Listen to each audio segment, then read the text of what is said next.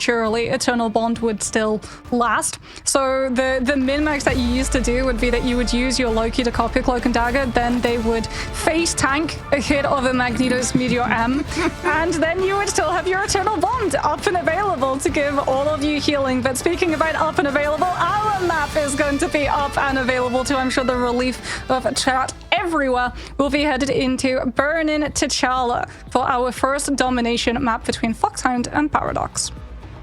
All right. We'll see if we're going to have the classic meeting of the minds, with Mantis being the first ban for both, or if we potentially see a pivot into the damage boosting Queen. Neither one is the first ban. Mantis, interesting. Luna being the first here. We might actually see Paradox pivot into one-sided Luna, as we mentioned earlier. That has been rather popular for teams, and indeed it is going to be the first play made.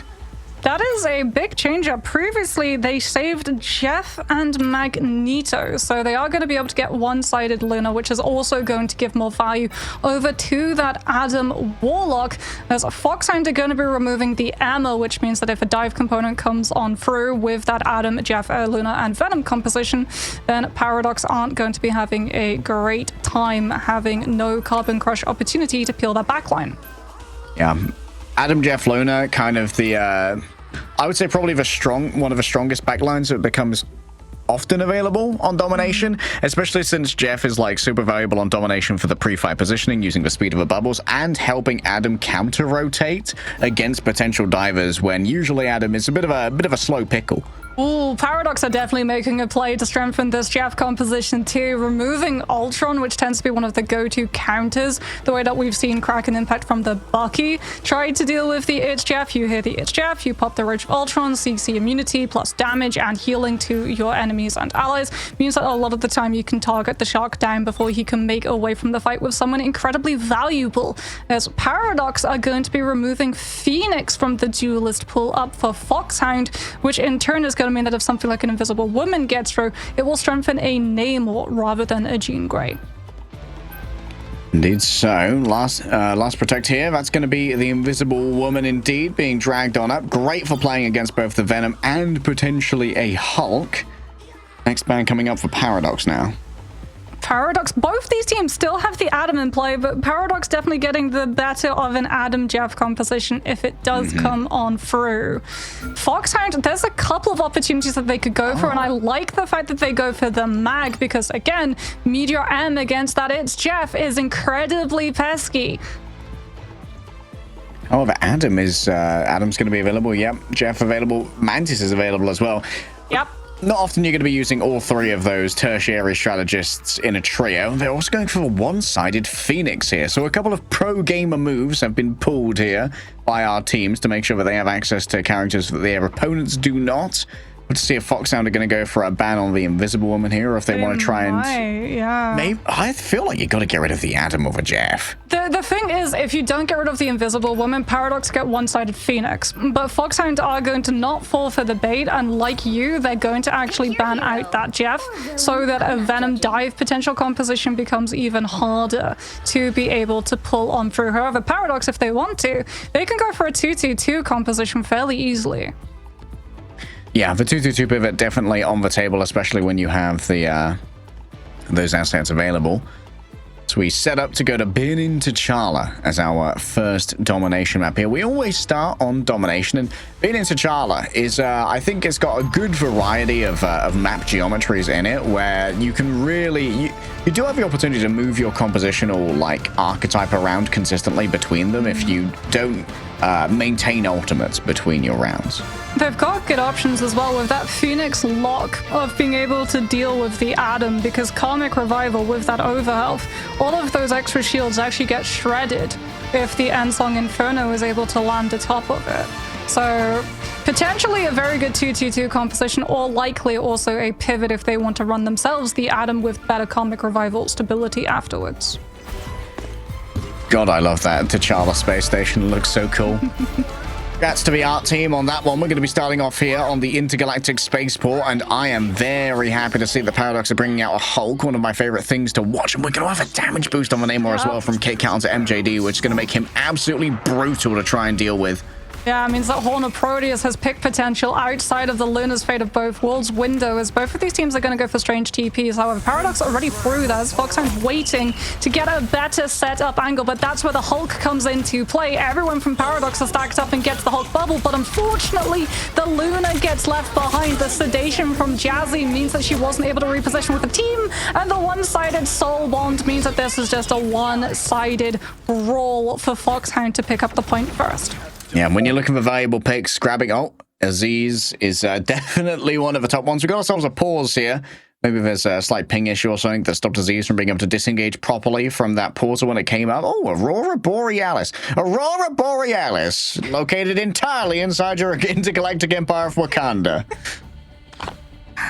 I love as well the fact about the intergalactic space station is that the cover of the point itself doesn't actually come up until the point first unlocks. So a lot of the time when teams try and position themselves for that first point control, they can actually leave themselves fairly out in the open if the walls have not risen.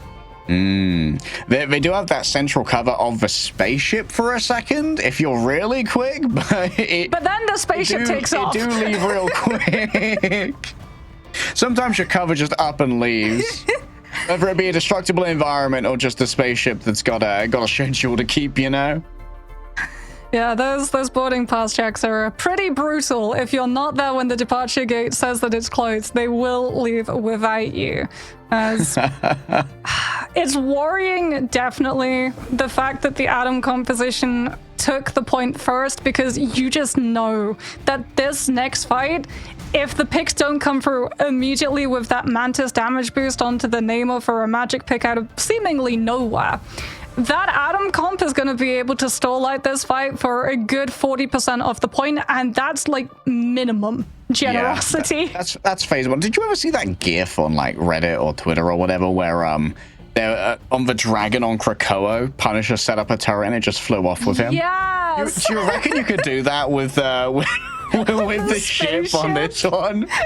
You could just put Punisher's turret on it, it just leaves. Bye. I still think my favorite clip I've ever seen of Burning T'Challa, I'm sure you know this, was when fastball was just becoming a thing, and it was a Hulk throwing a Wolverine at an Iron Man from like seemingly an entire map away, and he was able to find the connection, and it was so amazing because with the clip they managed to get both the Wolverine's POV and the Iron Man's POV. My favorite clip on Being into T'Challa might actually be the world's longest Iron Man ult, which I designed, where you shoot an Iron Man ult from spawn towards the point on Warrior Falls. I set up a portal on the other side of the point and then a portal up above the point, so it flew across the map and then flew through the portal down towards the point again from the top of a skyboard. Oh my goodness, they will call that play around the world in 80 days. Yeah, it was definitely not next day delivery on that particular Ultimate. Well, welcome to the Marvel Rivals Esports podcast, where we wait to figure out what's going on with our technical pause. I reckon you could set up that turret on top of the spaceship.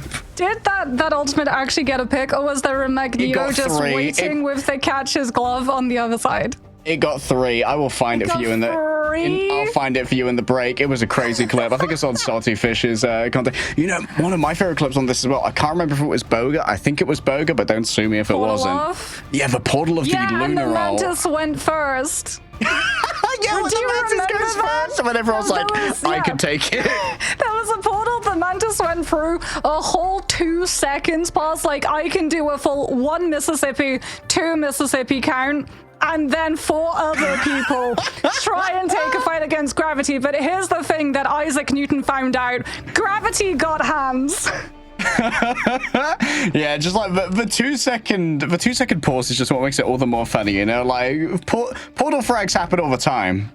Portal frags, you're like, that Mantis was just a noob, I'd win. They're built different. Doctor Strange's portal takes the definition of look before you leap quite literally. A bit of prime Boga there. I wonder if we're going to see any Imperator today from Foot Esports. while we wait for this, I guess we can preview some of our other matches. We've got FUT Esports coming up later, who lost to OG Seed very surprisingly. Yes. 2-1. Their one that they did win, they played Thor Angela. And Angela. Yeah, Thor has a 100% win rate right now.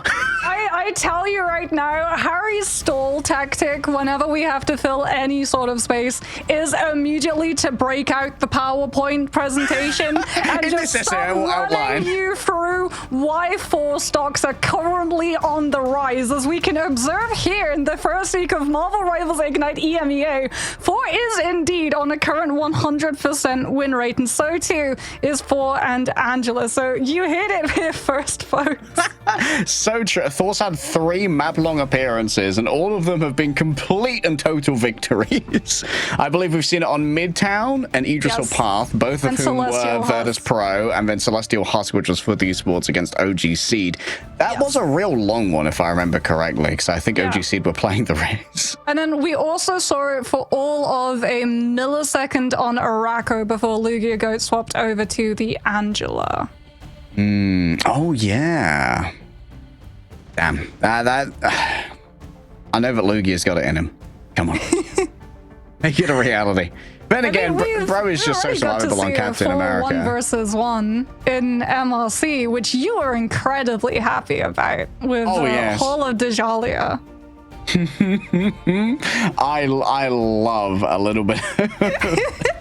You know that picture where Wolverine's got, like, he's in bed and he's got that framed picture and the hands just over it? That's Harry and Thor. That's his relationship with the Asgard.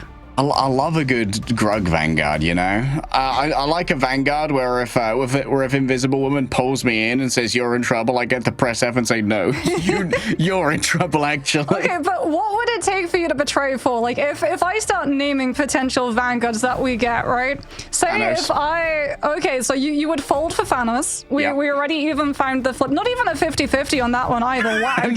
No moment of hesitation. Purple guy owns my soul.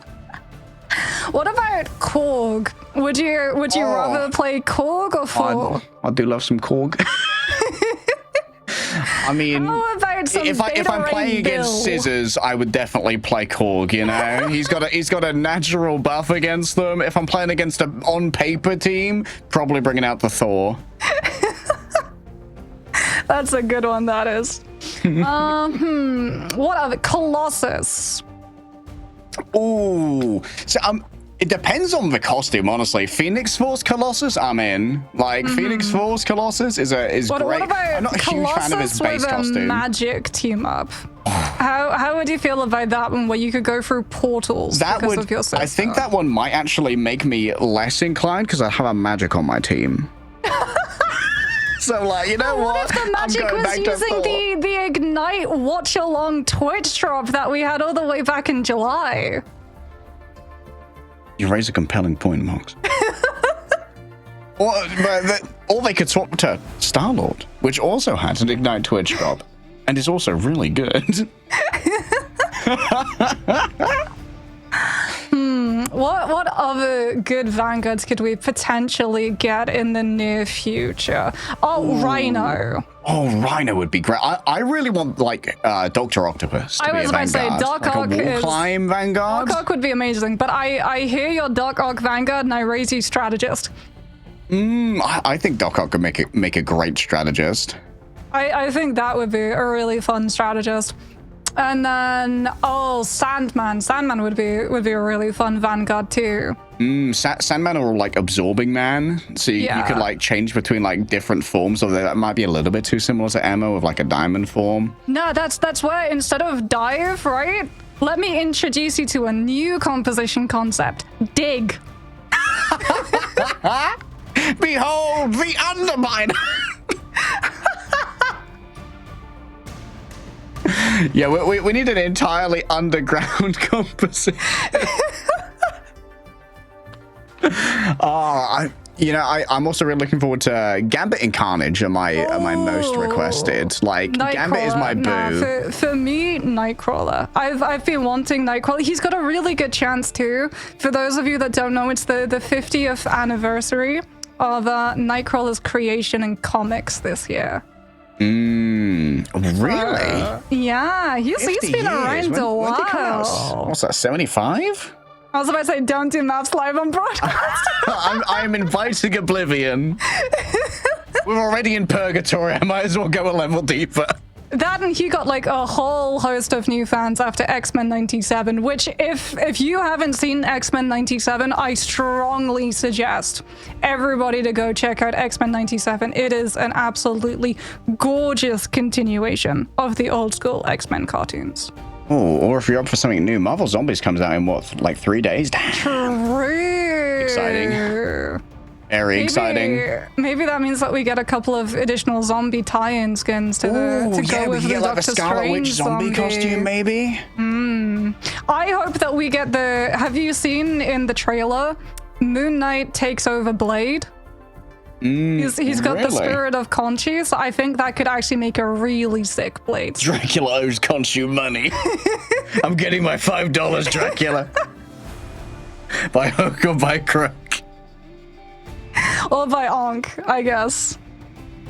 I'd love to see, Zombie Scarlet Witch are definitely up there for me on my, like, costume wish list. Although we are getting, I believe, the, one of the new Hela costumes next week as well, which is going to be great. I've just got in my ear the grand news we've all been waiting for, that the game is indeed about to start. So salvation is at hand. Praise be your deity of choice. I believe Bast is one of the reigners here in the Intergalactic Empire of Wakanda. I think we need to worship Adam Warlock because he's comic revived the broadcast. Oh, true. My match has been born again. I mean, this is pretty lucky for our production team here, because I was about 4 sentences from swapping over to full Jeff speak.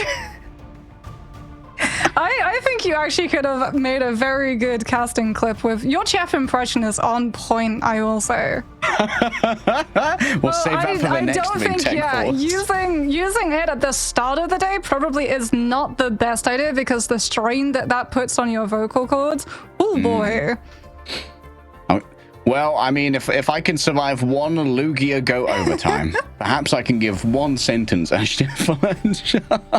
You know, much like Loki, we have been burdened with a glorious long domination fights, I will say, because you and I, remember we also got the PEPS versus NJC, like 30-minute long before even point first Captain Celestial Husk fight, where we went through 2 iterations of Invisible Boundary and Supernova. That was, yeah, I need lung insurance. Is that a thing? I know some celebrities who are like, athletes, like, insure, their specific, they insure, like, body parts, don't they? And I think some singers have actually insured their tonsils or their vocal cords, I think is one. And as our resident big brain analyst, can you insure your brain? Well, I don't know what you do when you've got no brain but money. Just, you know, every single time I'm not on broadcast, I take it out of its compartment and just put it away for safekeeping so that I don't get any dust on it in between shifts. Gotta keep it nice and clean. Stick it in a little brain box. There may have been a whoopsie daisy, maybe not, when it comes to actually resuming the game. I'm sorry to have teased you there. What can I say? I'm just a tease mod. We're just continuing our wonderful flavor. I mean, these maps are really pretty too. Our map designs at NetEase have been putting in amazing works, but we are going to be getting into game in just under 30 seconds. I'm sure you're all going to be incredibly relieved to know. Okay, so I assume that I don't know if there was maybe a reset or if we're just going to be resuming. Yeah. If so, being down. Okay, we did. I'm getting it confirmed we did have a reset, so we're actually going to be starting off on a different map this time. So new tactics to be delivered as we roll out on the Warrior Falls. We're back, Box. Warrior Falls with its verticality, very, very strong for Hulk namers. We can already see that it is going to be Paradox teleporting behind Foxhound, this time immediately into both the Soul Bond and the Carbon Crush, and they've already lost their name off. Yep, there we go. Unfortunately for Paradox, twice in a row, they've instantly lost someone off of these TP engagements. Lohe not quite as lucky as Sentinel when it comes to these initial engagements. Big damage coming forth off the back of a Dark Maelstrom. It would appear that the Sorcerer's Beam can't quite handle the dark magic that they've been peddling, as the Blessing of the Deep is going to be expended for MJD, and Lohei tries to roll on up onto a point, but that's a huge grab. I believe that was onto Aziz there from 6, and what a pickup from the Winter Soldier. Yeah, Henkin is picked, but he's got self-revive, so he's immediately going to be coming right back into this fight. However, Paradox have been able to pull the Rage of Ultron. They'll have it up for this next fight. The problem for them is that they have very little space control currently. This Hulk and Namor, they like taking off angles, but you do have to develop the angle for the Namor to be able to take. The longer these rotations go for Paradox, the more opportunity Six has to try and just hook someone out of space. Yeah, the longer you take, the more times you roll those dice, and eventually it's going to be a nat 20 for 6. He seems to have uncanny luck when it comes to the Sentinel, forcing Paradox to take all of his space away. Might be biting off a little bit more than they can chew right there. The healing wasn't quite available. The invisible boundary is drawn on up, but it's a little bit frustrating when you're the Doctor Strange. Point, though. Yeah, they don't really have much space on the point off the back of that. MJD now going to be able to wrap around the back, moving over towards that Mantis. Could be a double squid into a right click here. That Mantis is going to be hard done by to try and survive this one. And indeed, Jazzy going to be turned into a casualty. Henkin rolls on up, ready for a resurrection. Yes, Paradox are yet to get the cap over, and MJD doesn't seem to have noted the position just yet of Henkin, because they were taken out previously by Lohei, who's just able to carve through everybody. Great performance here from Doctor Strange. Yeah, Henkin was picked, and he also does not have the self-res available because he used to end that first fight.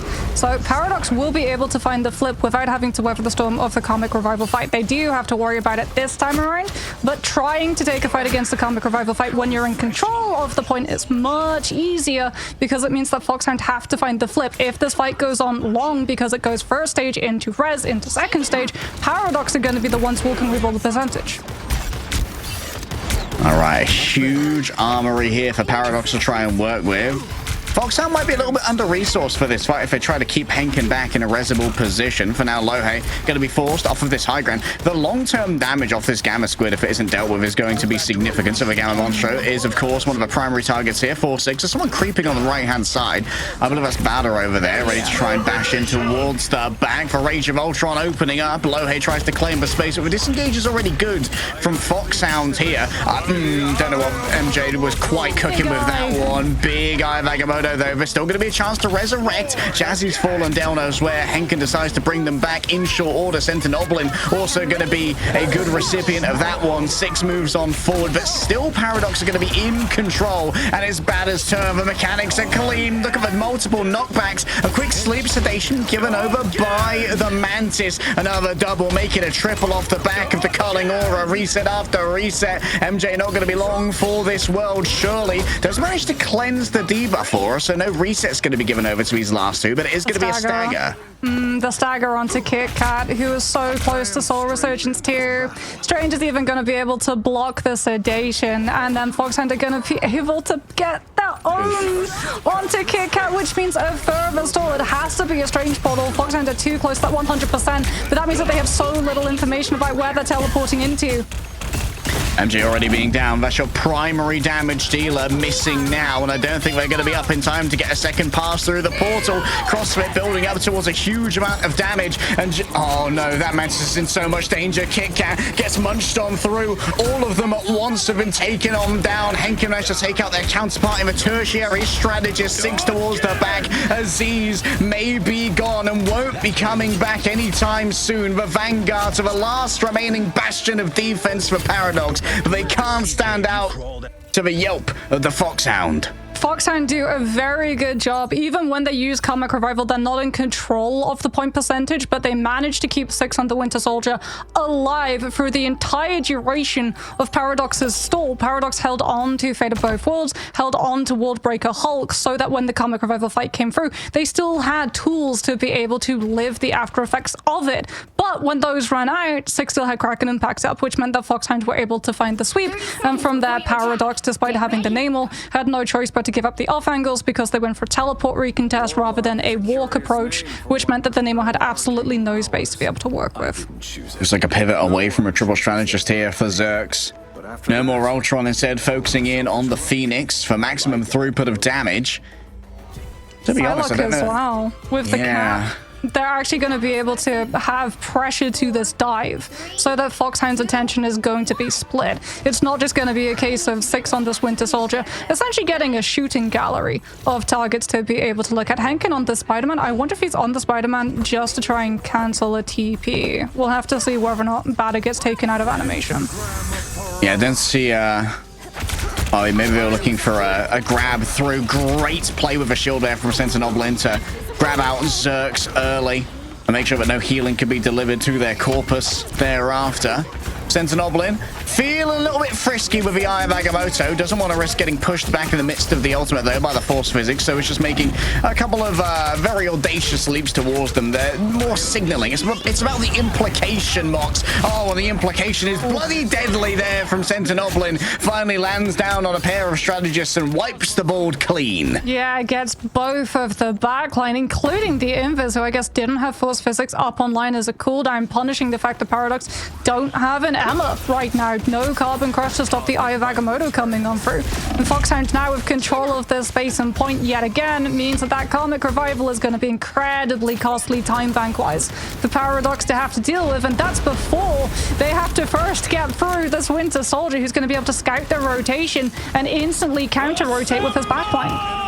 Getting these damage boosts all the time as well. Look at all the HP available, though, for the side of Paradox. They've been reinforced by the Freedom Charge. Though it's going to be difficult to deal with here. But instead they move towards the back. CC Immune is 6, unbothered by the Eye of Agamotto. Wants the Invisible Woman and forces the drawing up of the Invisible Boundary towards the back. The damage boost means Zerx can try and carve on through, but it's 6 who's going after and instantly gets frozen on up. However, there's still a secondary wave coming on through to try and follow up on the damage that's already been done. MJD finds their targets, but Foxhound are still in control. Henkin doesn't have a self-res. The strategists are under siege. Seijuro can't survive what MJD's been cooking, but only just now the Paradox have an opportunity to try and flip the cap. Yeah, and Foxhound are going to have the Karmic Revival fight. They've got Psionic Seduction too, which is going to force either Paradox to reposition, give up a little bit of that point presence, or the Invisible Boundary comes out early, but then you don't have a defensive to be able to match which with the sustain stall that Henkin's going to have available for this next fight. It's going to be so difficult to deal with. Kit Kat needs to be very judicious as to when they deploy the all-important Invisible Boundary, perhaps to try and isolate someone from the heals in the back. You can see the work on the periphery being done by Lohe and MJD to make sure that 6 can never focus in on these squishier targets elsewhere. Yeah, 6 doing a very good job as well of keeping his Adam safe right now, dealing with that Psylocke, dealing with the Captain America. Soulbond has come out regardless, which means the Foxhound are now close enough to the point, but CrossFit's ultimate gets cancelled. Oh, that's a huge cancel coming through. Zergs are so close to the ground. Straight into the midst of all of them. The damage is good, but healing's even better. MJD caught on the other side, looking up towards the grand pedestal where many members of Paradox lay waiting. The Eye of Agamotto stuns up both Zergs and Barda, and it's going to be all about Sentinoblin trying to prioritize getting rid of that healing first. But it's Aziz who's coming in later. For Fate of Both Worlds means that Paradox can try and sustain this one out, and Henkin hasn't got as much value as you would like off the back of the Karmic Revival. Lowhead dragged on in, and 6 easily carves through them with Grota Stern. Getting in close and personal to the Phoenix is not an enviable position, but as Zergs disengages, CrossFit crushes their sentience. MJD is going to have down to the butterflies, but I don't think Paradox are going to have access. Oh, no. One of their players, because this stall is just, it's so brutal. Kit Kat is going to be able to try and get away with the double jump stuff, but no, they get spotted. Seijuro frozen the Psionic Vortex, and it manages to catch the Invisible Woman's location, and that is bad news for Paradox, who have to actually swap Lohe off of the Vanguard onto a Wolverine. Oh, it's a desperate attempt to try and shut down Sentinoblin. But it might be exactly what the doctor ordered. Oh, 6 has fallen down a hole, and he's back up already. Straight away, you can see the regenerative healing factor has been burned. A 6 takes to the sky, already falling low. However, there's more than enough healing coming through. The Soul Resurgence and the Soul Link, both in tandem. Kit Kat chomped through once again. 6 is looking for a 6k in his own name, but MJD will not allow it. Paradox refused to contest at the end, and Foxhound cleanly sleep their way through Burning T'Challa. Yeah, Paradox with this swap onto the Psylocke, had good mobility to try and keep pace with where the Atom would be looking for the self-revive into the Karmic Revival, but that's where 6 came into play. This Winter Soldier, every single time we saw Foxhound try and make those rotations into the retake, we would be looking at the Winter Soldier's POV, and that Bucky would be permanently scouting out both the Psylocke and the Captain America. And I mean, 22,274 hits of damage with 15 final hits goes to show how impactful that Winter Soldier really was. Credit to Seizure as well, putting up some real numbers on the Invis. Really getting it done with the Sonic forces, but honestly, 6 was just an absolute standout here. Turns out when you're getting the triple pocket from 3 strategists and you're a solo duelist, maybe you are going to put up some numbers, but you need the talent to make that work, and well, 6 has it in spades. I mean, not just that, but you have to remember Mantis made it through the ban phase, which means that that Winter Soldier is gaining 12% damage boost on pretty much every single one of his hits, which then builds Kraken Impact so much faster than Paradox had the means of being able to keep up with it. Plus the strategists that Paradox's lineup had, the ultimates that they had access to are likely not going to be able to outlast Kraken Impact if it finds just the one solo reset that is necessary. You've got Invisible Boundary of 8 seconds, Fate of Both Worlds of 10 seconds. The base window that is afforded to Kraken Impact is 7 whole seconds, 1 second off outlasting an Invisible Boundary. So the second he gets one, the domino effect is in full play. Yeah, and if you know players like 6 are tracking that Invisible Boundary, you know they've still got the Bionic Hook off cooldown when they pop that, so they can get the debuff and then drag people out of that static emplacement. Maybe off some guesswork, maybe there's some pings that are offered by maybe the more meaty members of your roster, dipping their eyes into the Invisible Boundary to see where those victims lie. Unfortunately, that map didn't quite go as long as the tech pause did, but now Paradox are going to be in control of where we head. They're going to be able to choose our map for map number 2 to try and save themselves from elimination, and we'll see where they choose after this break.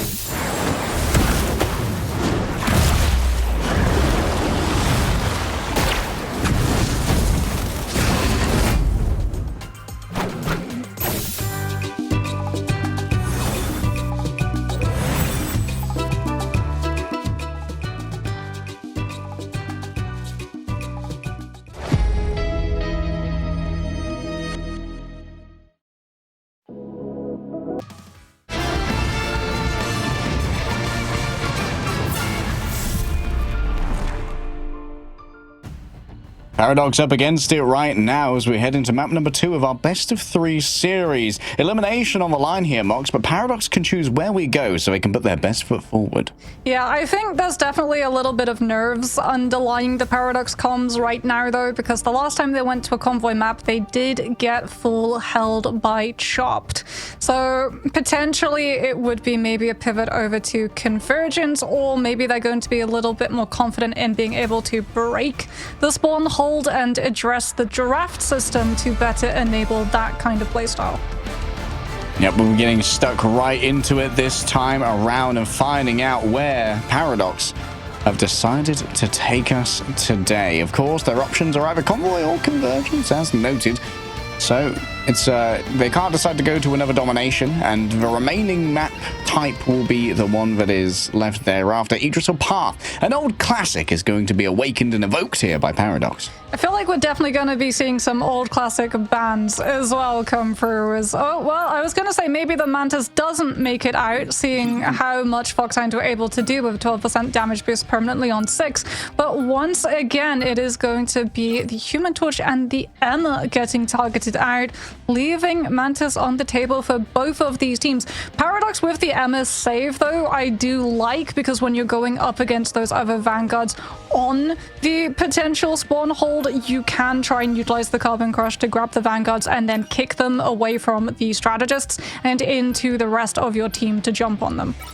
Yeah, the overhead grab do go a little bit crazy with this one. Foxhound might well protect either the Strange or the Adam here, but no, the Mag is going to be what's on the table. This is more of a play towards like the longevity of the map rather than just the ban phase for the spawn hold. We had Line Pro on the broadcast the other day talking about how sometimes with Idrisil Path, your ban phase is either tilted towards enabling or disabling a spawn hold or focusing on your neutral and the remainder of the map. Well, there we go. That's a full target ban against a defensive composition. Adam Warlock has been removed, though you can also play him on the attack to just outweather the defense with sheer stubbornness and numbers of people being rezzed back up alone. As we're going to see now what are going to be the next bans. Did Foxhound go for a secured one-sided Magneto? No. They see the Paradox have banned the Adam and they have to mirror it immediately as they find themselves losing the Luna. Now, we have seen a little bit of preference towards Luna thus far from Paradox, often giving it their first protect. Not the case this time around, of course, but we might see it as a later pivot. For second protect now coming through from the side of Foxhound. They're going to go for Sagero's Invisible Woman. They managed to put up some great numbers over on being into T'Challa, so no surprise there. Invis Woman as well is very, very strong into both attacking rounds and defensive rounds of how stacked a lot of these players are. If you play a front-to-back playstyle, everyone is going to be giving that Invisible Woman so much ult charge to the first boundary, plus Force Physics being able to deal with Venoms and Wolverines, as we've seen the Fastball special being broken out to break spawn holds incredibly quickly too.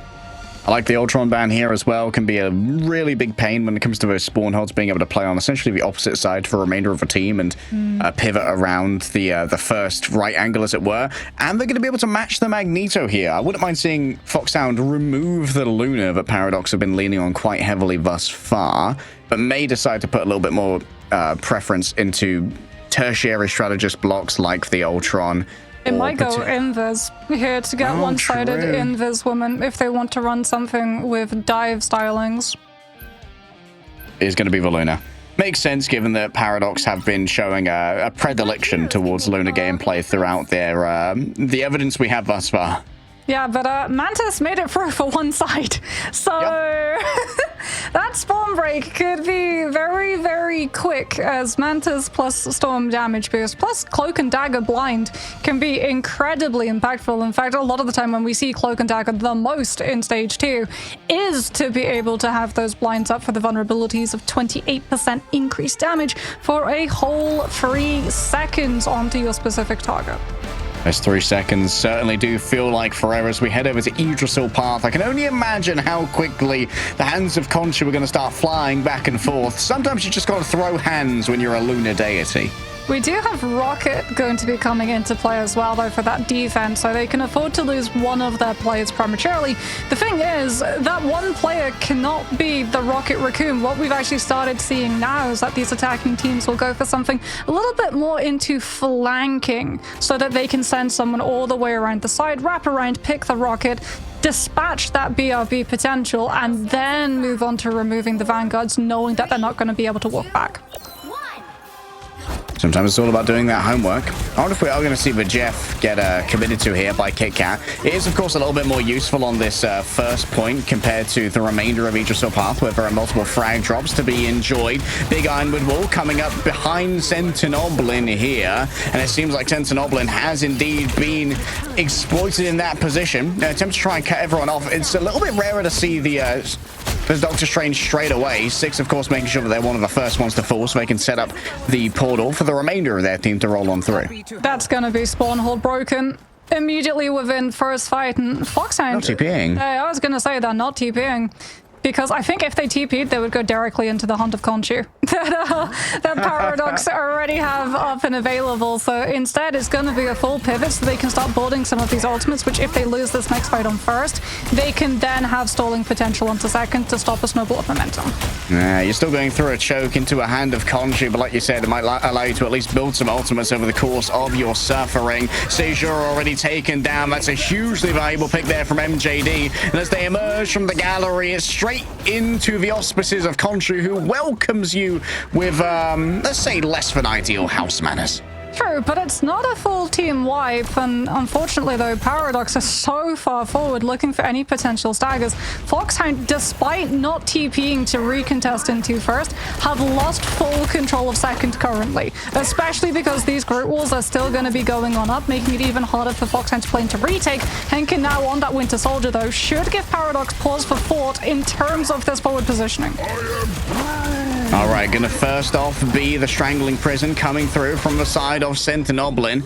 Not gonna be combined with too much here, so it's kind of just a raw Groot ultimate. The follow is definitely not there. Zerx just carves through them. Paradox aren't even forced to use anything to survive this. This is a crazy fumble from Foxhound. Yeah, Paradox don't, like you said, expend a single ultimate to deal with it, so they're still going to have not invisible boundary, Eternal Bond to try and match up to either the Kraken Impact or potentially invade into Sejour's ultimate for a blind to come on through. As Foxhound have been caught on rotation, the Strangling Prison tries to grab them outside of the invisible boundary, but the follow-up damage isn't enough. It's a reliance instead on this Magneto from CrossFit to come through with the Meteor M and stop the storm before the ultimate can come out. All the damage is being done. A couple of allies and indeed enemies grabbed here, but no one's on point. Kit Kat's holding on to these. No one's holding on to the point. Paradox used all 6 of the ultimates they'd earned to make it work, but now we've got 5 minutes, 15 seconds for last, and some hostages in the back. Yeah, the Vanguards are so far away that they have no choice but to throw themselves off of the map to reset with the rest of that team, which now means more convoy distance for free for Paradox without a single ultimate. And because the fight's currently not taking place, Foxhound aren't even building up ultimates to match. Remember, they lost their Vanguards. They don't get to play a frontline brawl, so no one from Strategist to Foxhound is building ultimates to match Paradox right now. Zerx is going to get a free Kraken Impact. All they can do is poke and hope. In comes the Venom. Might find themselves exploited by multiple layers of CC. There was an attempt at a pull, but it seems like the Venom hasn't been able to get out scot-free for now. You can see that Henk was actually subbing in to keep this one contested. Six exactly the same, but gets overextended and taken down by MJD. And while there is a little momentary pause here from the Venom, Henken is feeling optimistic off the back of this. 2 Vanguards afflicted with the culling, but you can't escape from the moon. It reigns above you. It controls the tides. It controls everything. And it controls the flow of battle here for Paradox. As Sentinoblin going to be forced to disengage. A momentary heal given over to CrossFit.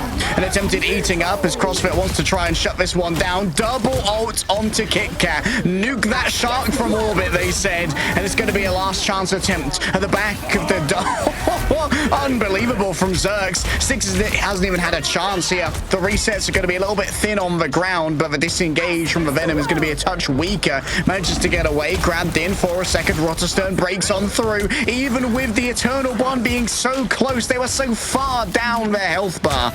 Henkin is on the Wolverine and Six is coming back on the Captain America as Foxhound have one objective, and that is just stall until they can build an ultimate with the faster respawns and finally out-sustain their opponent. But Paradox have another Hand of Khonshu available. MJD takes to the sky, zones out the backline, forces the Cloak and Dagger and Wolverine into full peel position, but bites off a little bit more than he can chew, goes down, and Foxhound are slowly starting to come away with some of the picks needed to turn the tide. Oh, that's the bad one, though. Six is down, and that's a huge amount of staying power gone. Bada hit by everything that Henkin had to offer him and dives inside of the invisible boundary. Zerx unwilling to try and fight inside there with the constant slowing effect, meaning that Foxhound have, for a moment, given themselves a touch of stability. It's just a moment, though. They're not full repositioning. Zerx is just waiting for this Kraken Impact to land. Just waiting for it to come on out. The thing can't be grabbed, but the Wolverine can. You saw just how quick that dark curtain enveloped the Canadian themselves. No Alpha Flight will fly away from this one as CrossFit's overwhelmed from all sides, just washed over by the tides of man that Paradox have given. Kit Kat says that anyone who wants to try and contest this is going to take a long old chew inside my mouth, so Juro's nowhere to be seen. And Paradox get it done in record time. 2 minutes still on the clock. Yeah, Paradox only had to really fight one fight. Granted, it's a very lengthy one at the end of third, but because of the HGF all the way back on second, where they took both of the Vanguards out of the fight entirely, Foxhound were left just having to wait until they were all regrouped and able to take the fight with ultimates in tow, and it meant that Paradox could bit by bit wear them down out of resources, out of numbers, out of ultimates, until finally they were able to full push the objective with just one-sided sustained eternal bond. Oh, yeah, one-sided total. Like, just how quickly that dark curtain came, that terror cape over the hooked Wolverine was unreal. That was a great drill there from Paradox. Evidently a nice set play that they've seen multiple times. Jazzy's having a real struggle thus far, even on... Okay, but Paradox, we have to look at these stats. Majetsu hasn't gone down once. Neither has maybe. Yeah. Like, as a Gru, I mean, I believe Beta may have played the group previously and got taken out by that double leap into final stand coming through, but that's like all the Wolverine's resources to make that one happen. Wolverine's resources, but the Invisible Woman being able to stay alive as long as that is absolutely insane. Goes to show as well how much Paradox were able to put the pressure onto Foxhound to stop any sort of backline trade race coming on through. And speaking about races, it's now a race for Foxhound to try and break this spawn hold.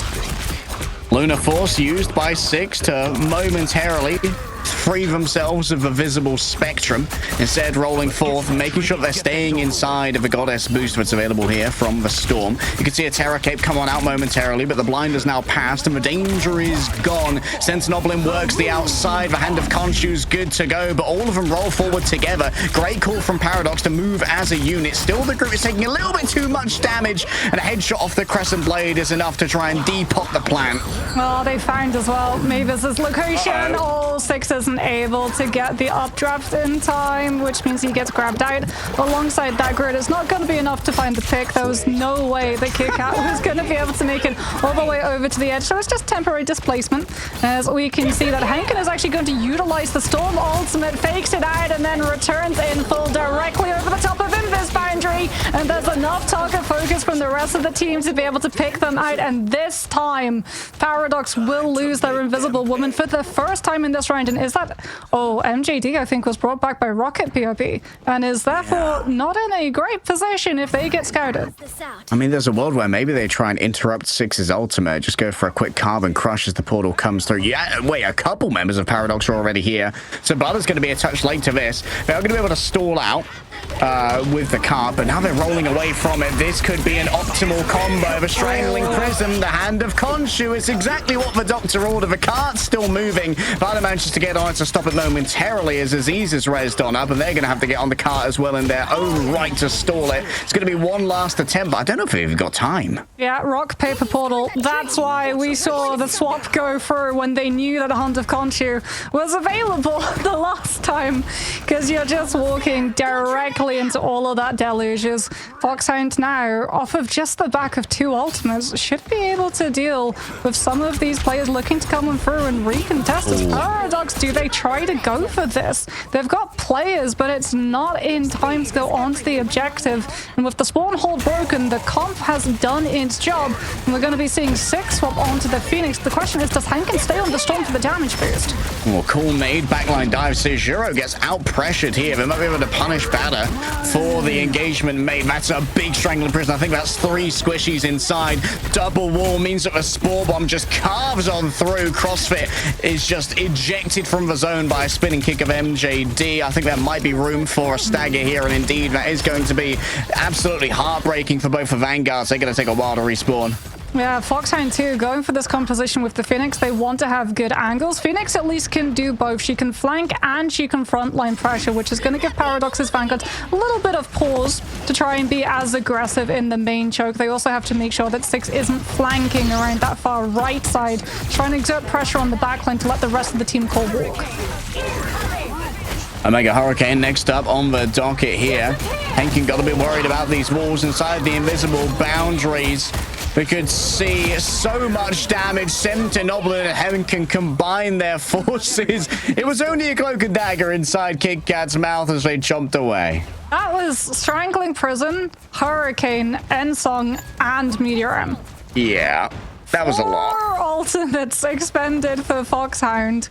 Now they have to find a pick. They can't have one of their players getting grabbed out of position by MJD, who's swapped over to this Winter Soldier. Sentinel's going to be taking a little bit of damage, and there's the Bionic Hook, and the Groot's down, which means that Foxhound is losing all of the control of space that they just spent 4 ultimates trying to confirm. Watching my Vanguard roll up towards a double grab, and it's gone. Farewell to Sentinel. Double strategist ultimates are available now for Foxhound, which is going to be a significant advantage over Paradox. True, but MJD with the Kraken Impact can outlast one of them fairly easily, especially if he manages to find that Bionic Hook onto Jazzy. That was also the Dark Teleportation from the Cloak and Dagger to achieve verticality and get more aggressively an angle into Paradox's backline for a better blind. They tried to focus out Jazzy here. Oh, what a dunk from Banner. From all the way downtown, curves it around the ceiling. Unbelievable. Six is isolated on the other side, but now a decision has to be made to Paradox as to whether or not they're going to prioritize the Phoenix back there. Kicker's going all the way forward here. Give him a Metallic Bulwark for a little bit of additional sustainability. I feel like this was already pretty much done. We saw it disengage from Foxhound. Yeah, they were trying to catch a little bit more players, and Henkin now is actually going to utilize that Hurricane directly onto the Cloak and Dagger, who just used their ultimate. Can the patty cake come through? It's not going to be enough, and that forces the invisible boundary, which means when Foxhound get the Meteor M and the Ensong Inferno, they might be able to find the picks, but no, they go for Strangling Prison combined with Meteor M for the pick potential instead.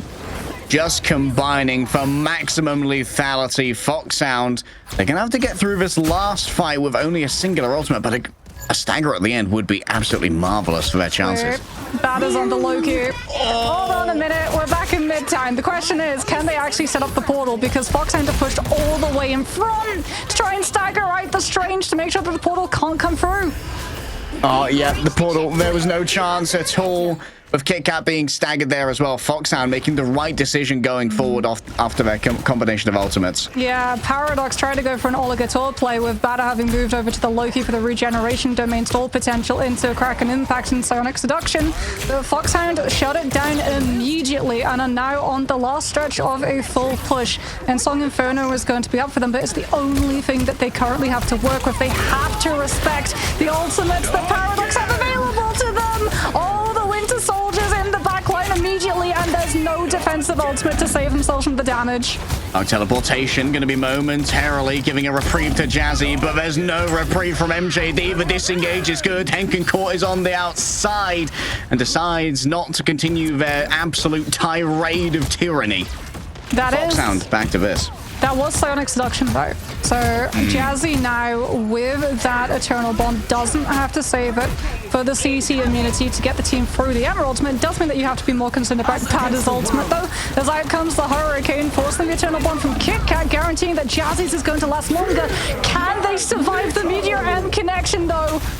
No, they can't! Great dunk once again from Bada, 2 in a row. That's going to be the invisible boundary used in response to the Groot ultimate. It's laying on top of each other, but Sentinel's already down. MJD happy to brawl out in the midst of all of this, noting these flying players. Aziz is crushed underfoot for CrossFit, feeling quite fit themselves. Unbelievable reset, looking for something to try and play on, but it's Henkin on the other side who gets grounded by the tainted voltage Trooper's fist thereafter. Foxhound have been absolutely stopped in their tracks. Six has the Ensong Inferno, so too does Zerx, but Paradox have better positioning right now to start poking and rebuilding all of their ultimate economy. That does mean that Foxhound are taking more damage, so the strategist should be able to build up ultimates a little bit faster, but Kit Kat found far more value outliving their counterpart in the previous fight, so it's going to have another Eternal Bond, which is even worse news for Foxhound to deal with. That is strong on the primary fire here with the team so grouped up. It's easy to get that ultimate charge. Omega Hurricane's good to go, but MJD's already down. Forces out a response here in the form of the Eternal Bond. Hanging out above it, 6 waits for it to dissipate. Banks around towards the back, and there's no interception coming through. But right now, the frag feed is filled with red. It's Paradox who reigns supreme off the back of Kit Kat's sustainability. Man just shows off all of their beauty. And Paradox, a map well chosen and a series brought to 3. Oh, batter on this Magneto as well. Going to bat with the Meteor M's into Eternal Bonds. FXHND, like, they've tried to do a couple of min-max plays with them, like on second where we saw the use of Dark Teleportation to try and get a better aerial so that the dashes could more quickly get into an aggressive backline angle for that build into Terracate, but that just meant that Dark Teleportation was on cooldown. So immediately batter just gets to spot out Chelsea's location, hurls the Meteor M, gets the pick, Eternal Bond is done. Then on third, we actually see FXHND purposefully force Kit Kat's ultimate first. Unfortunately, though, they didn't have the Meteor M. They wanted to have the later remaining Eternal Bond with Jazzy's, but it hinged on Jazzy being able to survive the Meteor M impact, and they're not able to. They get caught mid-dash before Dark Teleportation can come on through, and Batter shuts down the sustainability, and Paradox get to control the space all over again. Really good plays from the Mac. Yeah, we saw Zerx really showing off some mechanics on the Winter Soldier as well, which certainly was problematic when it came from 6 in the map previous.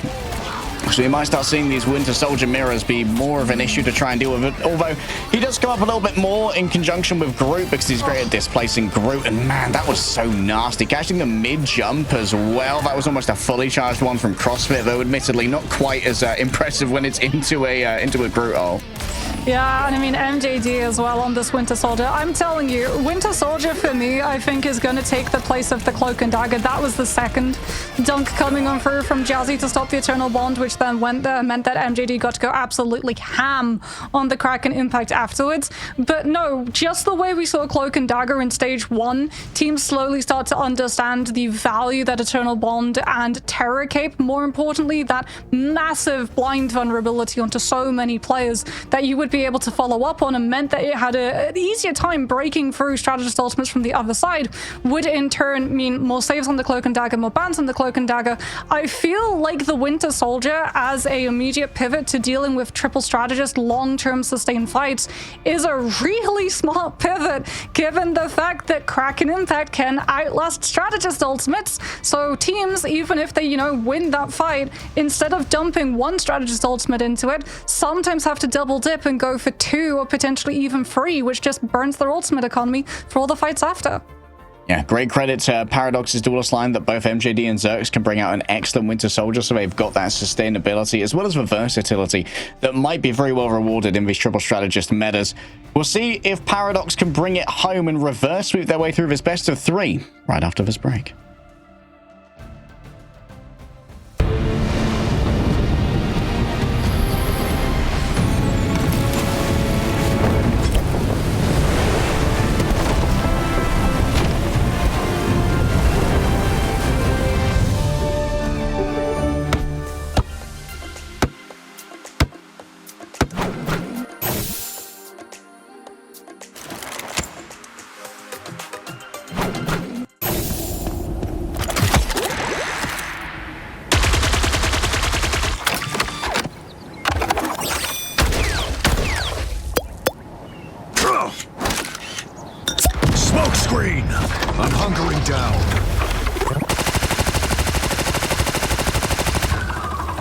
Judge, jury, executioner!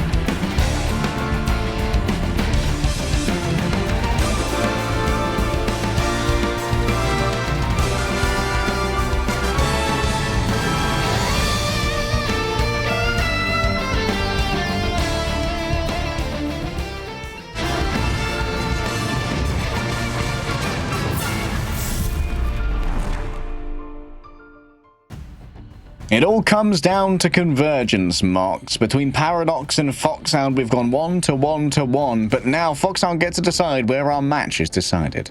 Yeah, and the question is, which convergence map is it going to be? I feel like you could go Holo de Jalia and try and bait out that Hulk Namor composition, which they were incredibly good at dealing with on domination, but that did come with a Mantis and a Winter Soldier, so I don't know if either of those heroes would make it through the ban draft. As we've seen from both of these teams, both Paradox and Foxhound really found an anchor around utilizing the Winter Soldier, who is incredibly strong in the neutral and incredibly strong in the ultimate fights. Yeah, and Paradox in particular, having both MJD and Zerx able to play a high-tier Winter Soldier does mean that they can really pivot their comp around it, no matter whether they want to like go into something like an Ultron or an Adam, or maybe even a Mantis as the additional play would play. Let's head into our ban. It's going to be Central Park for choice here from Foxhound.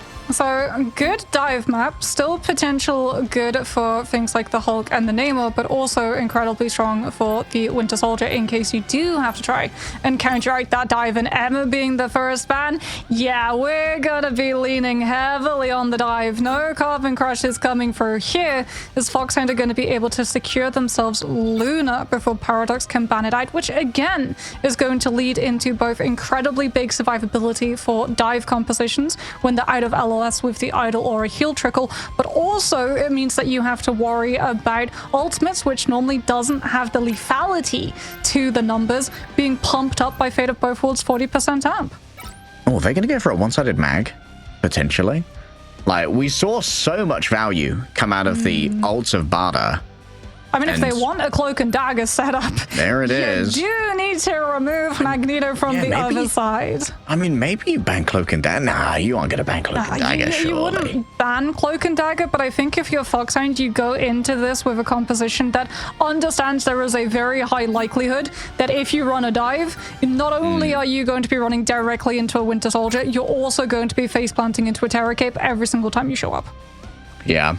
It's going to make it quite difficult, especially if Winter Soldier, makes it through it. We were wondering if, like, Winter Soldier was going to make an appearance in the ban phase, as both of these teams have been getting a lot of value out of it. These are going to be simultaneous bans here between our teams. And, of course, if you're unfamiliar, the bans here are just for the other side. The protects are for your own team, not like your ranked bans, where the bans are universal. Human Torch removed for Foxhound by Paradox. Central Park is a very strong flyer composition, and it's also one of the heroes that takes advantage of a dive, even if the dive doesn't find the initial picks and has to try and get out, where if a Venom's trying to get out at the same time as the Psylocke goes in, it tends to leave to the Psylocke getting splattered. Human Torch not actually needing to be physically on top of the dive means that you can still take advantage of the space and confusion that the Venom has sown. So smart refusal of taking that one out of the duelists. All right, Jeff saved. Do like a little bit of Jeff on this map. We saw it used to great effect in our previous game. Ultron going to be taken on out here. Maybe a one-sided Ultron potentially could be available. And there's going to be the Strange save for a potential recontest as well. Not just that, but when you're attacking onto Central Park, you want to have the Strange Portal just in case you can't just walk through main, because you get accosted from every single angle by a dive composition, especially since Paradox went for the save onto the Jeff. It's likely going to be accompanied by something like that Venom for the symbiotic shenanigans, and Adam one-sided for the defense too. Oh boy, long fights potentially coming through. One-sided Adam, got the Jeff, got the Venom. Could see double links here, bit of chain link from Paradox. On the side of Foxhound, looks like they're already locking in, or at least hinting towards a Gamma Namor, which would make sense if you're going to go for just a singular damage dealer, your duelist. Gamma Namor is one of the strongest you could look for.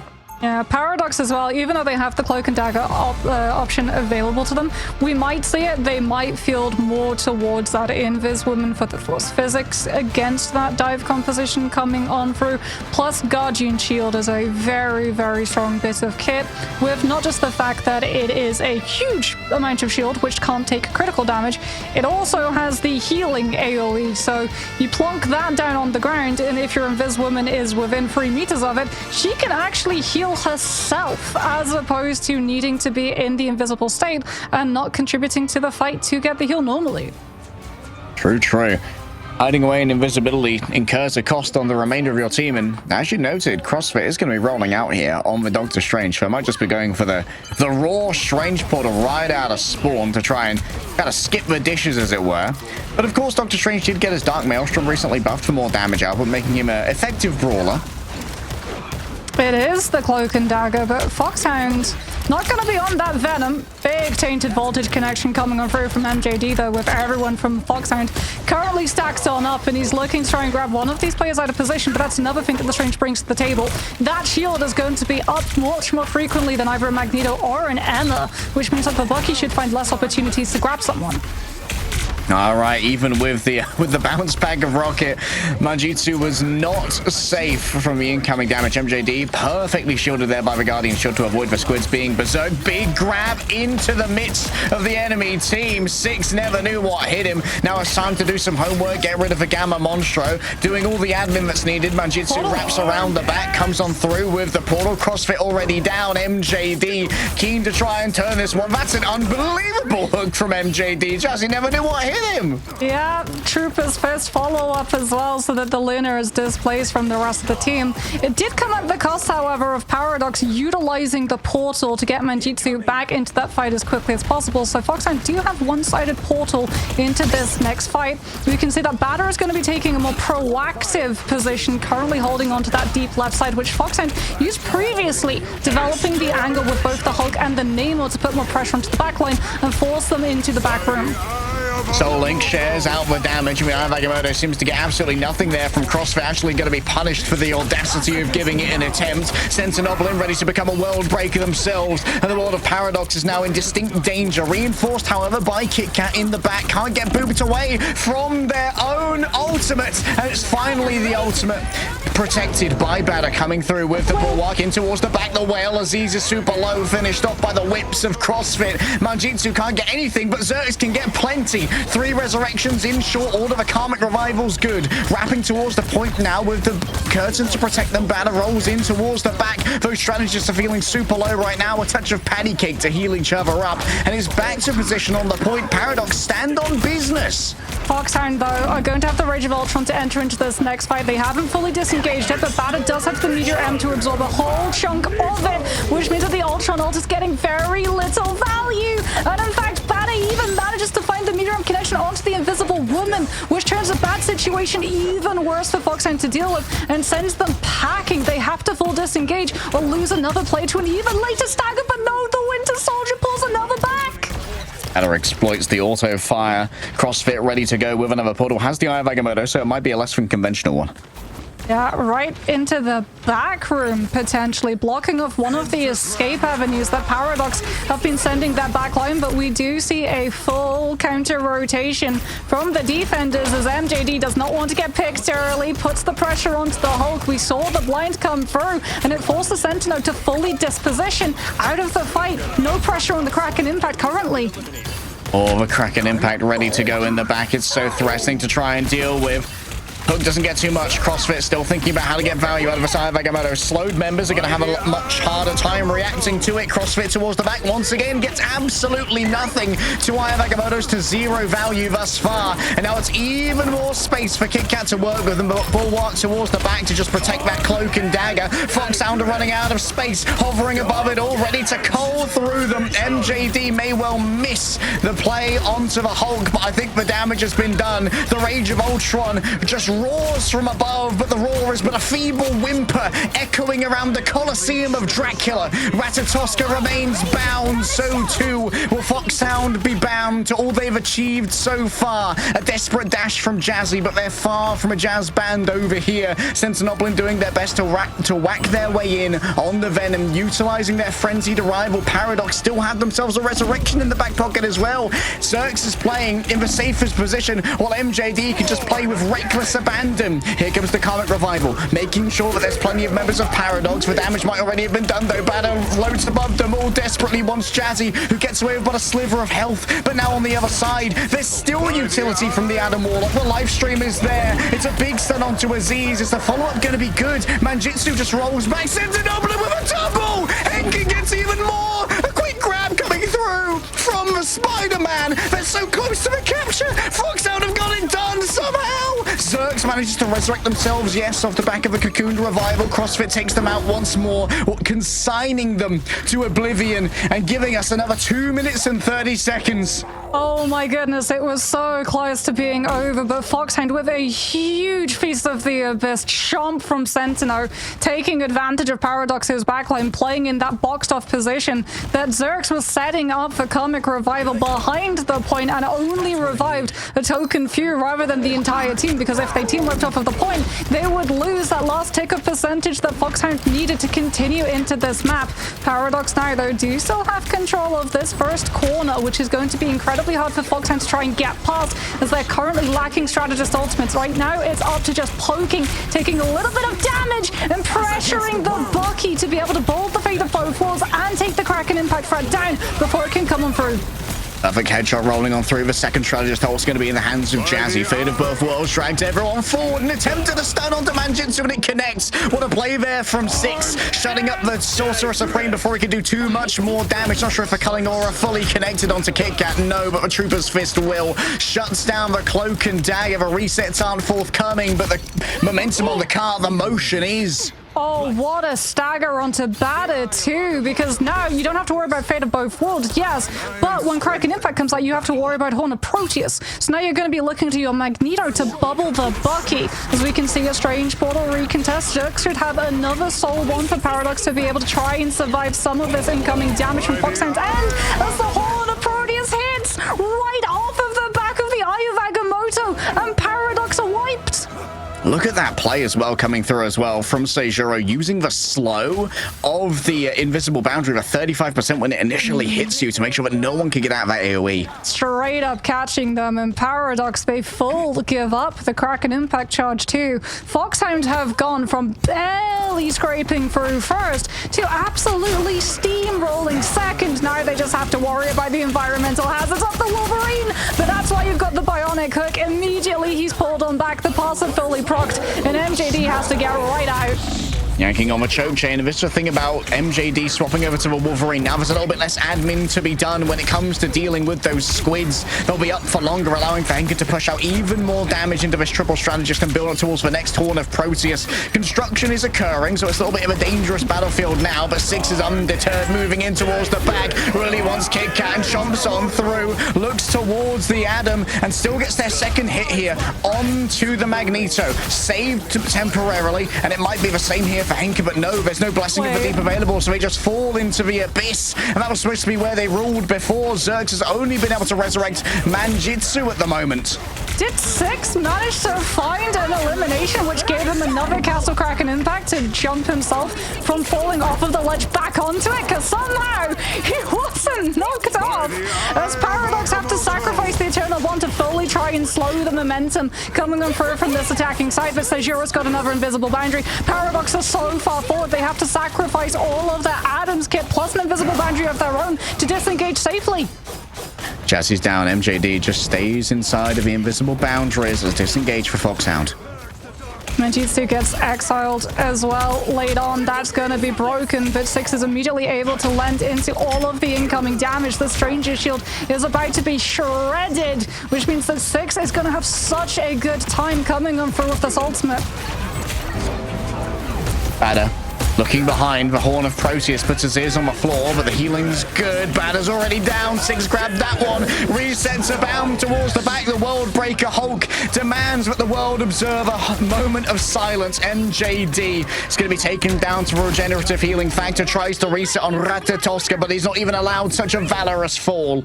Yeah, he's not even able to top the objective and continue that stall. Zerx is going to have the Karmic Revival. Paradox do have ultimates to work with into this next fight, but you can see that CrossFit is going to be able to cast the Strange Portal and block out some of the reinforcements coming on through from the defense, which is going to mean that Foxhound have the better of numbers. Zerg's going to be able to resurrect a couple of players here, though. Kit Kat and Aziz are all back. So too are both of the Vanguards. Unbelievable value from the Karmic Revival. And now the life as well is going to be shared out between them. Agamotto only stuns out MJD, but he's a very important member here. Still has the final stand good to go. Manjitsu gets stunned out of their own ultimate as they made a desperate attempt here.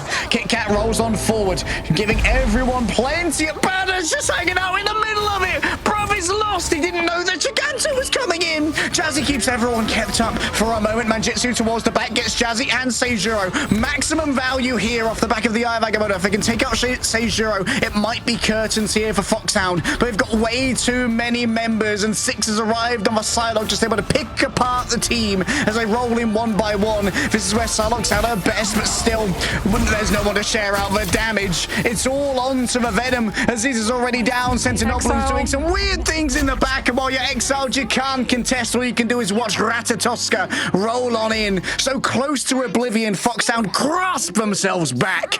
Okay, Six has to be in the running for MVP because the swap to the Psylocke, not only do you get back into the fight faster with your dashes, Six was able to take down Zerx on the Atom twice.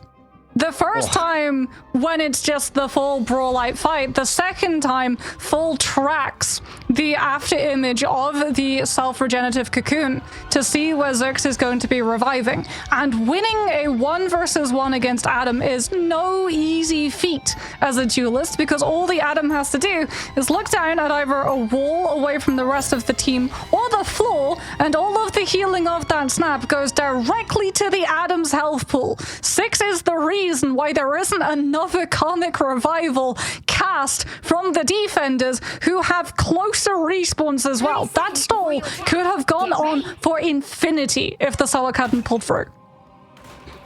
Unbelievable value presented from Six, having the ace, and for good reason. Look at the raw damage coming out as well from the side of this Winter Soldier. Henkin also swapping over to the Spider-Man at the end with Venom to come back faster onto first point was kind of wild. Managed to get themselves a final hit too. Yeah. Great stuff. I mean, Foxhound as well went from barely squeaking by first to full pushing, so that's definitely going to be playing into Paradox's mind as they come for this approach. Zerx on that Storm is going to be one-sided, but you do have to worry about Six on that Winter Soldier, who can drop you immediately from the sky. You've got the Invisible Woman coming on through for the Guardian Shield stagger, but that means that it's not there for your Winter Soldier potentially. Oh, dirty angle coming. Oh, Henkin doesn't have time to pop the Blessing of the Deep, and that's a huge opening now. MJD has control of the high ground. Damage boost coming through from the Storm as well. A big Ironwood wall. What's Manjitsu doing over there, bro? He's a little bit lost, but it's okay because they've managed to crack open the vault where they were holding the Flora Colossus. Paradox with quite the fast first take, and no one's on Strange, so there's going to be no chance to recontest. That was beautiful. Taking away the high ground angle, forcing Foxhound into the retreat to the backside of point. Then Manjitsu comes on through with a Groot wall. Kit Kat goes for the cloak with the Terror Cape, catching so many disengaging players with the vulnerability, and from there it's just a shooting gallery. As Foxhound is still going to have CrossFit on this range right now. He is fully behind the team. And force out the Unbreakable Guard just to extricate him from that scenario as well. Does at least block the incoming Terror Cape, but there's no more shielding available for these Vanguards. Zerx gets taken out. A touch of pressure relieved. The valve has been turned by Henkin. MJD's looking for an angle, though. He's going to take the 1 versus 1 against that Namor. Forces out the Blessing of the Deep. Might be able to pick him as he falls from it, but no, he has to deal with the monster spawns as well as the Hulk. Gets the elimination and instantly goes in for the Kraken Impact. The blind there to try and soften up the Vanguards, but the Stranger's shield holds strong, and he doesn't find the pick in time. Agamotto manages to stun out no one from the looks of it. For CrossFit, it's been a little bit of a stinker, and well, Banner says you've done it better than me. I do it better than you. Seeing Jazzy super slowed, the same exact for Seijuro. Unbelievable spray transfer on a Magneto of all things. Didn't think I'd get to say that, casting some Marvel rivals. Oh, and they got the stagger as well onto the Hulk, which means that Vanguard's going to be slower into coming into the fight. CrossFit's got to go for a Strange Portal. They do at least have the Lunar Ultimate to instantly come on through with that survivability, but the Hulk bubble comes on through first. An invisible boundary comes out from Paradox directly onto the objective so they can get the slow into the Winter Soldier. Mid-Kraken Impact cast! And he couldn't get back to Jazzy's ultimate either. And here comes the Omega Hurricane on top of multiple players all together. They can't stand up to the damage. Jazzy definitely can't make it a thing. And now it's down to 6 once again on their speciality to try and make it work. Henkin reveals himself to Zergs and gets well punished for such audacious behavior. Sentinoblin's nowhere to be seen. And this is going to be, what, 6 minutes? 5 minutes 10 for last point. Well, we've seen stranger things. We've seen 5 minutes 15 holds coming on through from a defense on third, but this Storm Winter Soldier combination, the amount of damage when you add in as well, that cloak's blind. The pick potential is absolutely crazy. Foxhound, like you said, putting 6 over onto that Psylocke, trying to put a little bit more pressure onto these flyers up in the sky who have so little cover, might be able to slow things down. They will be able to. Manjitsu leading the charge right now, having to be a little bit cautious about potentially being dragged into the abyss. Gets exiled momentarily. You can see that there are duelists playing on both of these off angles right now. There's so much for MJD has to try and keep track of. It's KitKat towards the back. Could get a very valuable play off the back of a Terra KP. Slowed inside of the invisible boundary, which means MJD can't escape from Giganto's biomass-driven embrace. 6 falls down. Zergs is responsible for that one with a right click as CrossFit might well be cooking an Eye of Agamotto. Has to be worried about the movement of that building. Great Guardian Shield to save Jazzy from the incoming damage of the Meteor M. And there's the building making waves. Sentinoblin taking down in the back, this time by the Terror Cape itself. The Gamma Squid hasn't yet been dealt with, but eventually the admin gets finished on out here. Manjitsu wondering if it's time to just put the pedal to the metal and deliver the Groot ult. Oh, the Groot ult can combine as well with either the Storm or the Kraken Impact. Paradox on slowing down. They're keeping up the pressure. The Kraken Impact forces Foxhound to try and run for the spawn doors, but that sends them directly into the forecasted Hurricane. And Paradox with the Groot can just stop Foxhound from touching. The Wolverines finally arrive. A single set of Sentinoblin. The Vanguards have made it onto a point. That's going to be a huge Eye of Agamotto. 3 stuns, but Aziz is there. All reliable, ready to bring up the invisible boundary. You can't see where everything is. It's an overlaying of a strategist ultimates here from Foxhound. And while it might be a mighty thing to try and deal with, there are still 3 minutes to try and defend. And most of Paradox are still here. They're only missing out on Zergs, but it's so much closer to the defender's spawn that things start to get a little bit complicated very, very fast. MJD is 20% off of this next Kraken Impact, and with multiple Vanguard bodies on the floor, that's a lot of ultimate charge for the Winter Soldier to start farming. Eternal Bond comes on through from KitKat. There's no potential one-sided one-shot, which means the Paradox gets all of the pocket to move forward and pressure the backline. The Vanguards have no form of sustain, and Paradox, they pause momentarily, but that's going to be a full push with 2 minutes 40 in the pocket. Great playoff for disengage, waiting for Zergs to get back before pulling the trigger. Foxhound, unfortunately, with a strategist ult overlay. The unforgivable sin of hero shooters mocks means that they are at a significant disadvantage when it comes to time banks. Oh, Paradox took first so quickly as well. For Foxhound, they need to get this point. They need to get at least somewhere through second. Otherwise, I feel like Paradox are going to be walking away with the series. CrossFit finally hit a big Eye of Agamotto as well. It's been tough to get the eyes out so far. CrossFit's been well managed by Aziz. It's not that he's playing poorly. It's just that Paradox have so many tools to avoid it. Like, a lot of the time when we hear the Eye of Agamotto going off, KitKat avoids it fully with the cast of Eternal Bond, which has the CC immunity. So that even if everybody who gets hit by the Eye of Agamotto does get stunned, if it's something like a Vanguard, there's not enough damage to the numbers of Maelstrom of Madness to follow up and result in a pick with the heals per second coming out from Eternal Bond. Yeah, Aziz able to easily shut that one down with the force physics as well. You can see that Aziz is actually currently sitting on the ace here for Paradox. Well deserved. Has been putting up quite a spectacular performance thus far. For Foxhound, harrowing memories of their first point here. Moxfit needs to do it faster this time. Paradox are just rolling out on the Storm. One-sided damage boost. MJD is going to be doing numbers on this Winter Soldier, but Foxhound, they know the Winter Soldier's been the problem. No more Hulk. It's Sentinel on the thing so he can try and avoid the bionic hook, but the Wolverine gets a little bit too close to the sun. And Hubris, thy name might be Henkin right now. No! MJD, the Uno reverse cut gets pulled in instead.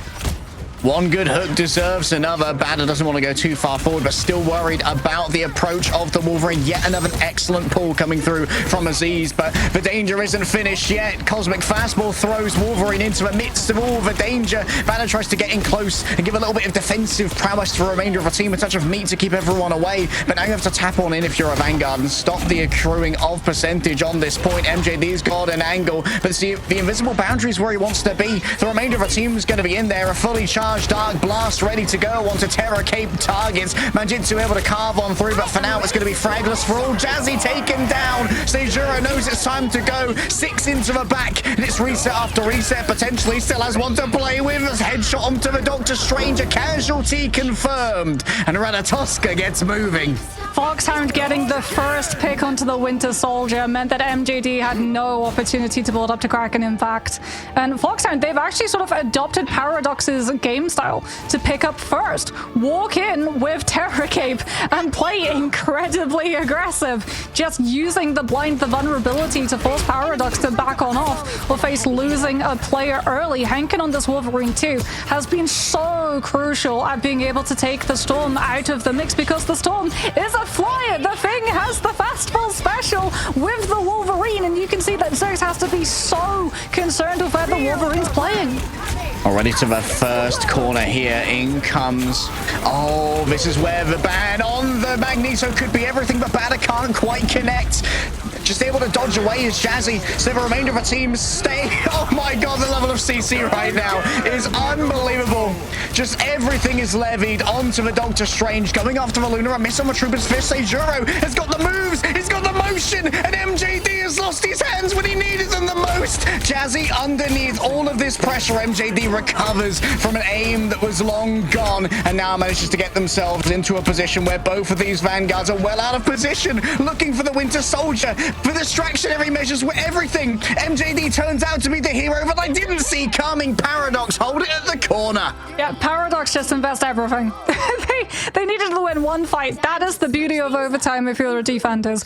If you full wipe your opponent by throwing everything, including the kitchen sink, and manage to find those picks, plus staggering the Doctor Strange, meaning that they knew that there wasn't a portal recontest, you can finally, with how long overtime's been burning through, stop the map the millisecond the attackers don't have a presence on that objective. However, we talked about it. We said Foxhound to have a chance of taking Central Park needed to pick up first point, and they did that and more. Yeah, the win condition is well and truly seen. However, for Foxhound, they can't afford to lose Henkin early again. In fact, we're not even going to be offering up the juicy morsel of an Amor. I like going to be going Sentinel. for the tried and true. I really like Sentinel going onto the Thing, because you're going to be able to collide with the Storm potentially to knock her down, but you also give damage reduction to your teammates if you decide to jump to them. So we already know that there's going to be target focus when Six decides to pop his ultimate. Thing's going to be able to try and give a little bit more survivability to Six in those opportunities. Opportunities are going to be there, but will they have the wit to exploit them?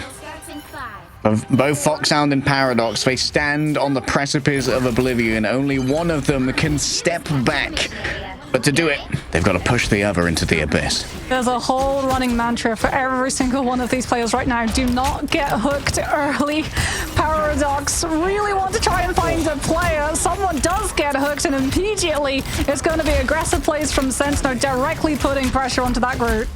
Good save, CrossFit low, but there should be more than enough healing with 3 strategists on the table here. Seijuro, the disengage might be a little bit hard to try and manage here. Zeus getting up close. The Goddess boost has been deployed. Everyone feeling so much pain at the hands of this damage boost. The Vanguards barely exist. They were hypothetical for a moment. Zerx gets up real close and makes a big grab onto the Winter Soldier. And you can see all of this space given over, moving forward, making sure that it's difficult to try and TP on back, because they have to get their way back to their Doctor Strange. CrossFit unable to connect when it comes to the portal, and if they cast it already, that's not going to be available later. Oh, the Kraken Kraken impact as well. MJD pulls it in one fight. He's going to have it in this next one. Foxhound get 2 fights. We can see Sentinel and this Captain America trying to stall to give themselves more time to better stabilize and position in anticipation of things like the Kraken impact, as well as build up defenses to retaliate against it as we move beelining towards the last fight, and Paradox might just go for a full investment. Sentinel was super low, however, couldn't find a health pack to try and sustain themselves. Kit Kat moves on forward inside of the Eternal Bond. CrossFit's already down. Manjitsu noted on their approach, but MJD is simply waiting for this one to go down, grabbing everyone and slam down on top of them. MJD smells victory, and what he's sniffing, he's going to get all the way close to. 2 minutes remain as the portal is prepared from Sentinoblin, pushed back for a moment, ready to receive. MJD from downtown, 3 players afflicted with culling. If any of them fall, we go again and again and again as the Omega Hurricane spins on up a tail that could be languished here by Foxhound. Banner gets nothing off the back of the Meteor M, and Paradox have dumped everything to try and make this one-on-one and done. Foxhound have stand strong. Foxhound were able to live off of Jazzy's Fate of Both Worlds. Sentinel is going to have an Eye of Agamotto, but MJD 83% to the next Kraken impact, and Foxhound so far away from a defensive to live. Swap over onto the thing. Mid-air intercept. Air-to-air missile there. A Sentinoblin. You can see Paradox called it again. Seizure is so close to invisible boundary. Foxhound are doing everything they can to stall out the cast of Kraken impact. It's going to come down to the Winter Soldier and the Invisible Woman, and MJD thinks the time is now. Out comes Kraken impact, but invisible boundary's there. Sentinoblin couldn't get too much off the back of the Eye of Agamotto. Did force disengage though from Paradox, and Manjitsu able to disengage with their life for now. Down to 50 seconds. Kit Kat's going to have Eternal Bond. There's no Magneto on the other side. You don't have to worry about the one-shot. You just have to keep your Cloak and Dagger up to deal with the Kraken impact coming on through from 6. The Foxhound are about to hit the Freedom Charge, and if they're not careful, Paradox might find themselves losing one of their strategists early as their Invis is taking so much pressure from the Doctor Strange. His clobbering time is certainly strong. Hanging can drag everyone out. 5 players are stunned by Manjitsu, and the follow-up is good from Zergs. Carves through them with a blade made of 1,000-folded wind. MJD, the last note of his symphony, and Paradox, their song has been sung well. 6 is returning on the Angela, but the power of heaven cannot stand up to the paradox of time itself. The time stream reconstructed, and a victory is born. 8 seconds remaining for Paradox to be able to complete the distance necessary.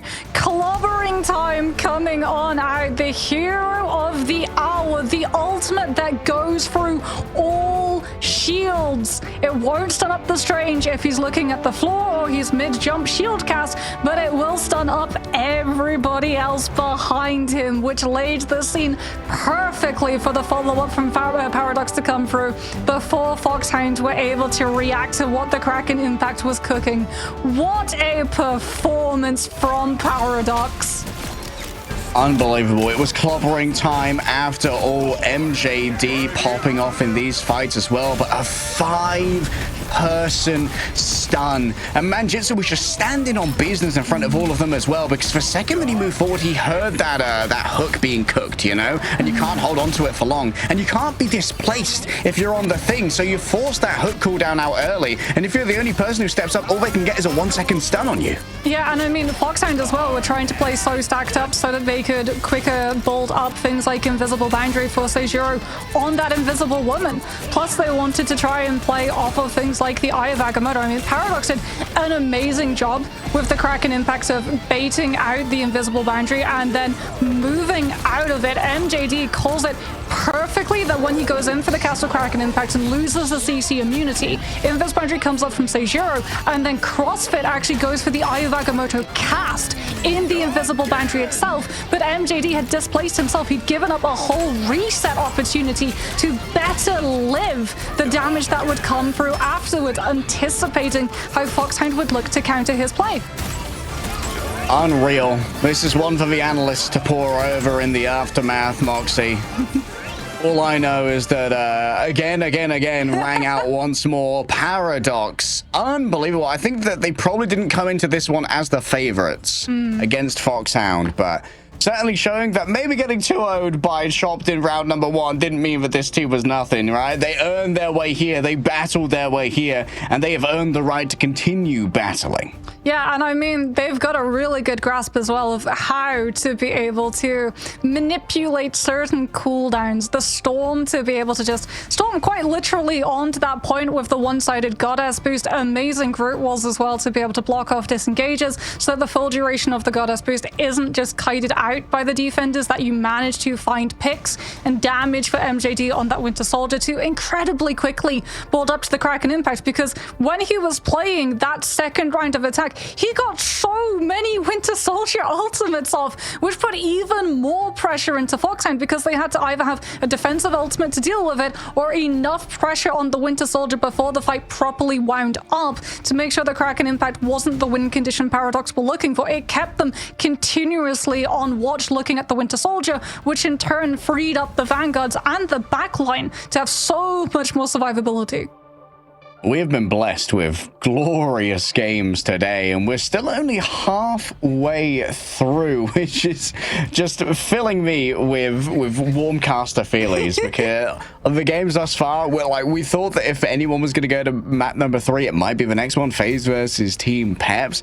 Honestly, I'm really happy for Paradox as well to be able to show off exactly what they can do. They kind of got the short end of a stick going up against Chopped in round number 1, going up against FXHND. We really saw the talent that these players have.